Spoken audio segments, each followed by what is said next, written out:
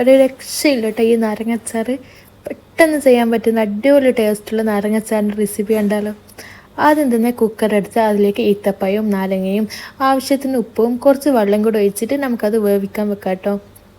പിന്നെ ഒരു പാൻ എടുത്ത് അതിലേക്ക് വെളിച്ചെണ്ണ ഒഴിച്ച് ചെറുതായിട്ട് അരിഞ്ഞിട്ടുള്ള പച്ചമുളക്, ഇഞ്ചി, വെളുത്തുള്ളി, കറിവേപ്പില മീഡിയം ഫ്ലെയിമിൽ വെച്ചിട്ട് നല്ലോണം വഴറ്റി കൊടുക്കാം കേട്ടോ. അത് നല്ലോണം ആയതിനു ശേഷം നമുക്ക് 1.5 സ്പൂൺ മുളക് പൊടിയും 1/2 സ്പൂൺ മഞ്ഞൾപ്പൊടിയും ഇട്ടിട്ട് അതും നല്ലോണം വഴറ്റി കൊടുക്കാൻ. പിന്നെ നമ്മൾ വേവിക്കാൻ വെച്ച ഈത്തപ്പഴവും നാരങ്ങയും ആ വെള്ളത്തോടെ തന്നെ ഇതിലേക്ക് ഒഴിച്ച് കൊടുക്കണം, എന്നാലാണ് അതിൻ്റെ ടേസ്റ്റ് വരുന്നത്. എന്നിട്ട് നമുക്കത് വറ്റിച്ചെടുക്കാം കേട്ടോ.